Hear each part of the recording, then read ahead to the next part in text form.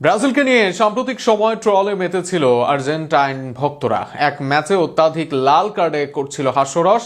তবে এই রেকর্ডে সবার উপরে আছে আর্জেন্টিনার নাম। সেখানে এক ম্যাচে 36টি লাল কার্ড দেখানো হয় আর্জেন্টাইন লিগে, যা এখনো এক ম্যাচের সর্বোচ্চ লাল কার্ডের রেকর্ড। সেই ম্যাচ এবং আর্জেন্টাইনদের ট্রল নিয়েই থাকছে প্রতিবেদন। ফুটবলের দেশ ব্রাজিল, ফুটবলের সংস্কৃতি যে দেশের প্রতিটি কোণায়, অথচ 5 বারের বিশ্ব চ্যাম্পিয়নদের একটি ম্যাচ নিয়েই তৈরি হয়েছে সমালোচনা। বিশেষ করে আর্জেন্টাইন ভক্তরা ব্রাজিলের মিনেইরো কাপের ফাইনাল নিয়ে করছে ট্রল, কেননা সেই ম্যাচে লাল কার্ড দেখেন দুই দলের 23 জন খেলোয়াড়।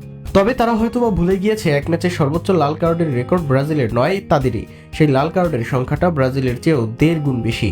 আর এমন ঘটনা ঘটেছে আলভেসিলিস্তাদের ফুটবলে, যেখানে এক ম্যাচে দেখানো হয় মোট 36টি লাল কার্ড। ঘটনাটি ঘটে 2011 সালে আর্জেন্টিনার পঞ্চম স্তরের এক লিগে। ম্যাচটি ছিল ক্লাপেইনো ও ভিক্টোরিয়ানো অ্যারেনাস এই দুই ক্লাবের মধ্যে। এই দুই দলের ম্যাচটি শুরু থেকেই ছিল খুব উত্তেজনাপূর্ণ। এর পাশাপাশি দুই দলের খেলোয়াড়দের মধ্যেও চলে শারীরিক লড়াই, ছোটখাটো ধাক্কাধাক্কি এবং তর্ক বিতর্ক চলছিল শুরু থেকেই। তবে ম্যাচের নির্ধারিত সময় শেষ হওয়ার দিকে পরিস্থিতি আর উত্তপ্ত হয়ে ওঠে। খেলার শেষ মুহূর্তে ক্লাইপোল একটি গোল করে এগিয়ে যায়।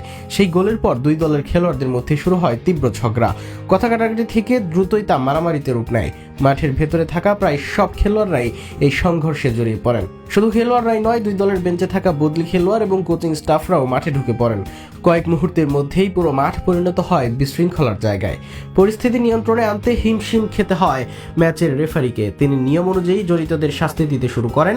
একে একে খেলোয়াড়দের লাল কার্ড দেখানো হয়। শেষ পর্যন্ত দেখা যায় মোট 36 জনকে লাল কার্ড দেখানো হয়েছে। এই সংখ্যার মধ্যে ছিল দুই দলের অনেক খেলোয়াড়, বদলি খেলোয়াড় এবং কোচিং স্টাফও। এত সংখ্যক লাল কার্ড ফুটবল ইতিহাসে খুবই বিরল ঘটনা। সাধারণত একটি ম্যাচে কয়েকটি লাল কার্ড দেখানো হলেও 30টির বেশি লাল কার্ডের ঘটনা প্রায় শোনাই যায় না। এই ঘটনার পর আর্জেন্টিনার ফুটবল মহলে ব্যাপক আলোচনা শুরু হয়েছে। ফুটবলের মতো জনপ্রিয় খেলায় এমন ঘটনা অনেকের কাছেই ছিল হতাশাজনক।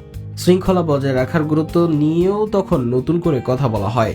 সেই ঘটনার 15 বছর পার হলেও আজও তাদের লাল কার্ডের রেকর্ড আছে অক্ষুণ্ণ। অথচ এই আর্জেন্টাইনরা অন্যদের লাল কার্ড নিয়ে যখন হাস্যরস করেন, সেই হাস্যরসটা ছুটে আসে তাদের দিকেই।